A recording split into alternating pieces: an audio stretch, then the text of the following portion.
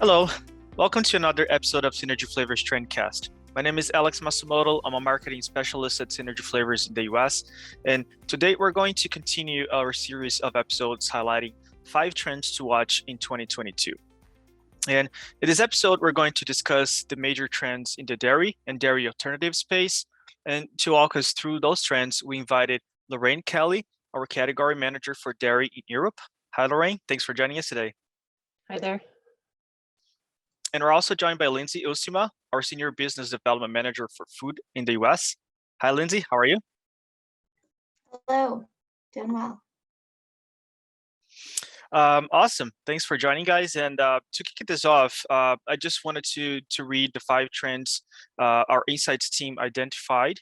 And they were: dairy alternatives move toward mainstream appeal, sustainable nutrition, increased time at home drives opportunities for creamers, ingredients and flavor innovation reinvigorate the category, and use fundamental benefits as building blocks towards functionality. Lorraine, let's kick it off with the first trend. So dairy alternatives move toward mainstream appeal. We know that this space and dairy alternatives have evolved so much during the pandemic, and now it's moving toward mainstream appeal. Do you think this growth is related to health concerns somehow, and how much consumers are worried about their health and wellness during the pandemic? I do. I think so, Alex. I think maybe that concern was already there, but certainly the pandemic has exacerbated that. And, when we look at over the last 2 years, the explosion of plant-based dairy products on our supermarket shelves and on food service menus, it really speaks to that trend. For example, like plant-based milk now accounts for 10% of the total dairy market in North America. So consumers are definitely, we see they're looking for more protein, especially plant protein, which has the health halo. They're looking at, calories, lower calories, and then also scrutinizing labels as well, looking for milks that offer a nutritional on par or even improved over dairy milk. There's one aspect of this that we're seeing as well, though, is that first of all, if they're going to be able to make this move into the plant-based space, taste is a critical barrier and remains a challenge for manufacturers to overcome, because I suppose in terms of influencing the rate of consumer acceptance of these products, once taste is accepted, once they achieve the desirable taste, then they can really focus on, values such as healthier eating or search for variety, and also making planet-friendly choices as well.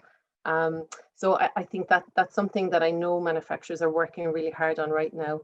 And I suppose the other exciting part is just the amount of innovation that's happening in this space. And so I guess while almond, oat and soy varieties are owning the supermarket shelves right now, we know we're seeing a surge of new innovation for new ingredients that are going to give more variety and choice and help meet those health concerns of consumers. So moving to the next trend of sustainable nutrition, consumers will start looking to newer plant alternatives that are GM-free, allergy-free, and look to those that as well that help carry a lower carbon footprint. We're seeing a growing interest in ingredients that add nutritional value, such as oats, walnuts, and peas, and even ancient grains, although they're still niche. They're certainly in the spotlight now as well because of their GM-free status and that they offer a rich nutrient profile.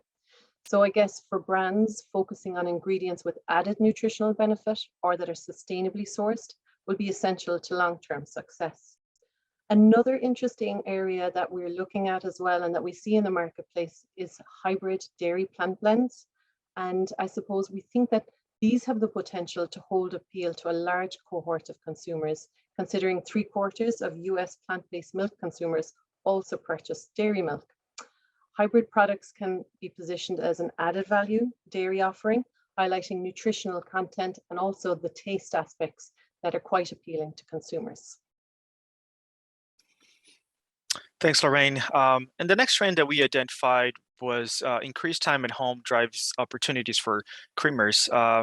Lindsay, it's actually impossible to not talk about the pandemic when predicting the next trends at this time, right? So my question for you would be, that the fact that consumers are spending more time at home has changed consumer behaviors, and that's effect. And there's a series of research talking about that. But how do you see these new preferences from consumers holding up? Yes, Alex, absolutely. So it does really seem that the pandemic has touched all industries with the shift of consumer needs and behaviors. Arguably, on-premise was hit the hardest, and luckily it's certainly recovering. However, some of those preferences really have endured. The rise of at-home coffee consumption continues to open doors for both conventional and dairy alternative creamers to bring innovative products to the grocery store shelf that can try to replace that coffee house experience. A brand that has done a really terrific job at this is Oatly with their barista line. It foams beautifully, but we also think that fluid dairy, but also non-dairy manufacturers can further tap into the trial or even the viral sensation that, say, the unicorn frappuccino got a few years ago on premise by continuing to offer really explosively fun, innovative flavors in that space, and also exploring potentially new textures with different toppings on beverages, etc. I guess it really parlays nicely into the next trend, which is, ingredients and flavor innovation can help reinvigorate this dairy and non-dairy category. And that desire for kind of fun, creative flavors can extend into really all of those, subspaces. While the dairy and dairy alternative spaces do sweet brown flavors extremely well, we would think that exploring more indulgent dessert or even global profiles is a possibility, especially for those vegan brands that are just getting started and are perhaps more, stuck in the space of trying to perfect their core line, their originals, vanillas, maybe even a chocolate. And so they're not really stepping out on a limb flavor-wise. And so if they were to kind of jump ahead of trying to maybe perfect that core line where it is rather saturated with some more unique flavors, there could definitely be, some market share to grab there. We wanted to share, I guess, some flavors that we think would be really fun. You could use cannoli as an actual flavor. It's a dessert, but also of Italian origin. Alfajores, Latin or South American butter sandwich cookies with dulce de leche in the middle as a flavor profile in some of these products, whether they be the fluid milk or yogurt or ice cream. Or even Amrakand, which is from India. It's a mango and yogurt kind of concoction, but it has hints of cardamom and saffron, pistachios. It would just really, be a unique experience that I think consumers are looking for, bringing in at home as well, since they aren't maybe going out to those chef-driven restaurants and trying these on hand.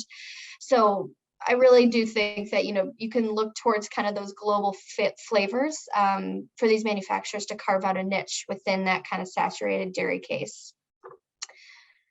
I guess the final trend is talking through the fundamental benefits as building blocks. So if we move away from flavors for a moment, I think value-added ingredients is another huge way to differentiate, the dairy and vegan dairy products, especially when it comes to those value-added ingredients that are going to have either functional or nutritional characteristics.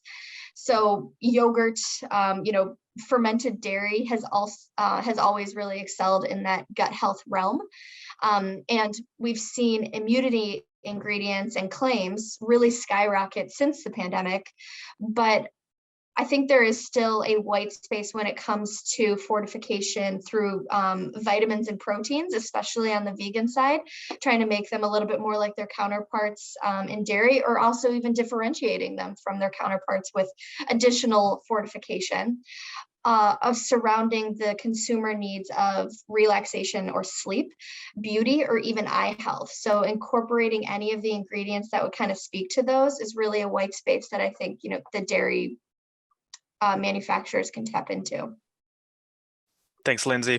That wraps up the 5 trends to watch in 2022 focus on dairy and dairy alternatives. If you have any questions about the trends identified here, please reach out to us, to Lindsay and Lorraine. Also, keep an eye open for more category-focused trends in alternative protein and savory that are coming up in the next few weeks. But yeah, I'd like to thank Lindsay and Lorraine one more time for participating, and I'll see you on the next Synergy Flavors Trendcast episode.